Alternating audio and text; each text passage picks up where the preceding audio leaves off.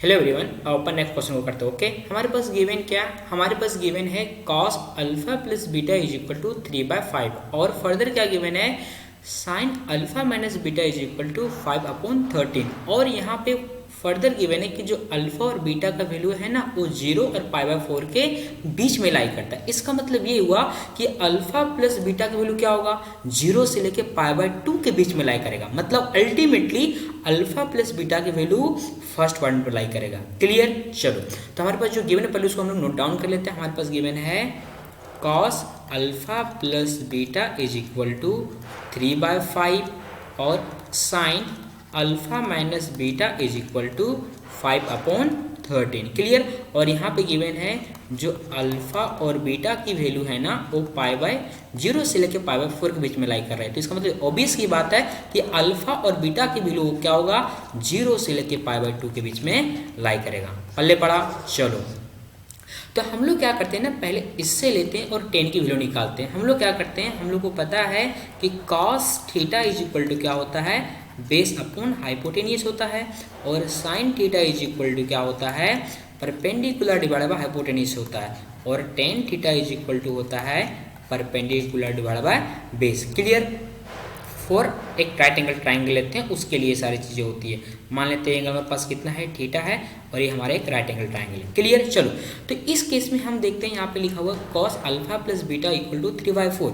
तो इसका मतलब हम लोग जब इससे इसको कंपेयर करेंगे तो हम क्या मिल रहा है, हमें यहाँ पे मिल रहा है कि b इज इक्वल टू हमारे पास कितना है 3 और h इज इक्वल टू कितना है 5। तो p इज इक्वल टू कैसे निकालेंगे, हम लोग क्या यूज करेंगे, पाइथागोरस थ्योरम।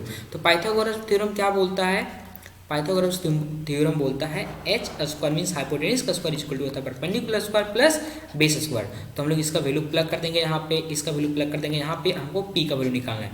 पास हो जाएगा p square is equal to 5 का स्क्वायर, क्लियर, माइनस 3 का स्क्वायर। क्लियर। तो यहाँ से हो जाएगा हमारे पास p इज इक्वल टू आ जाएगा √25 माइनस 9, तो हो जाएगा p इज इक्वल टू 4। हमारे पास परपेंडिकुलर निकल गया, तो हम लोग क्या निकाल सकते हैं, आप 10 अल्फा प्लस बीटा को निकाल सकते हैं। मेरे पास हो जाएगा 10 alpha plus beta is equal to हो जाएगा p डिवाइड बाय b। तो हमारे पास हो जाएगा 10 alpha plus beta is equal to 4 divide by 3। Okay, अब हमारे पास फर्दर गिवन है कि जो हमारे पास साइन अल्फा माइनस बीटा है ना उसकी वैल्यू गिवन है 5/13। तो लोग उसको लेते हैं। हमारे पास फर्दर गिवन है sine alpha minus beta is equal to 5/13। तो हम लोग सिमिलरली ट्राइंगल का कॉन्सेप्ट लगाते हैं और हम लोग यहाँ पे देख सकते हैं किसके बराबर होता है, p/h। तो हमारे पास p इज इक्वल टू यहाँ पे मान लेते हैं 3 है, सॉरी 5 है, और h इज इक्वल टू 13 है। तो हम लोग b निकाल लेंगे। b क्या हो जाएगा, √h square minus p square Pythagoras से। तो b इज इक्वल टू हो जाएगा हमारे पास √13 का स्क्वायर माइनस 5 का स्क्वायर। तो हमारे पास हो जाएगा यहाँ पे b इज इक्वल टू 12 आ जाएगा। क्लियर। हम लोग लिखते हैं 10 अल्फा माइनस बीटा की वैल्यू। तो क्या हो जाएगा यहाँ पे, तो हमारे पास हो जाएगा 10 alpha minus beta is equal to हो जाएगा p डिवाइड बाय b। तो हमारे पास हो जाएगा यहाँ पे 10 alpha minus beta is equal to 5 divide by 12। Clear. अब अपन को जो वैल्यू निकालना है ना हम लोग उसको लेके चलते हैं। हम लोग को निकालनी है कि बताओ 10 टू अल्फा की वैल्यू कितनी होगी, ये हमको पूछ रहा है।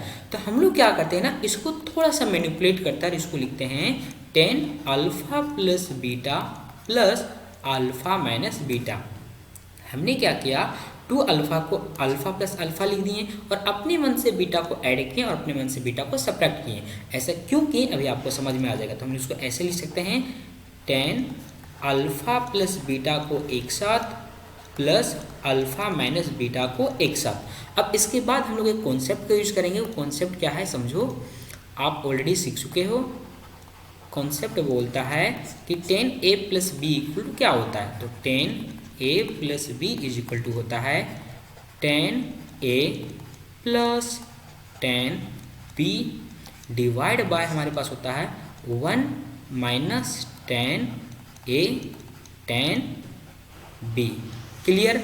ये 2 होता है। तो हम लोग यहाँ पे इस कॉन्सेप्ट का यूज करेंगे। ओके, तो इसके बाद हमारे पास फर्दर हो जाएगा अब यहाँ पे a इक्वल टू क्या है, a इक्वल टू ए पूरा है और b इक्वल टू ए पूरा है, तो हमारे पास हो जाएगा यहाँ पे tan alpha plus beta plus tan alpha minus beta divide by 1 minus tan alpha plus beta और tan अल्फा माइनस बीटा। अब इसकी वैल्यू हम लोग निकाल चुके हैं, इसकी वैल्यू निकाल चुके हैं और इसका वैल्यू निकाल चुके हैं, तो हम लोग क्या करते हैं, सबका वैल्यू प्लग करते हैं, तो हमारे पास यहाँ पे बन जाएगा tan alpha plus beta value कितना निकाले हम लोग, निकाले हैं 4/3, तो 4/3 हो गया, plus tan alpha minus beta value कितना निकाले हैं 5/12, डिवाइड हो जाएगा यहाँ पे 1 माइनस 4/3 इंटू 5/12। इसको फर्दर सिंप्लीफाई करते हैं तो हमारे पास यहाँ पे हो जाएगा, इसको मल्टीप्लाई करेंगे तो 48 plus 15 divide by 36 divide by यहाँ पे हो जाएगा 36 माइनस 20 डिवाइड बाय 36, तो 36 से 36 कैंसिल हो जाएगा और हमारे पास क्या बच जाएगा यहाँ पे 48 प्लस 15 63 डिवाइड बाय यहाँ पे हो जाएगा हमारे पास 36 में जाएगा 20 तो 16 sorry not 15 16 it is 16। So tan two alpha is equal to हमारे पास आ गया 63 divide by 16। So this is our final answer. हम लोग देखते हैं कौन सा ऑप्शन हमारा करेक्ट है, तो ऑप्शन नंबर हमारा बी करेक्ट हो जाएगा, 2 number is our correct answer. Okay चलो बाय बाय।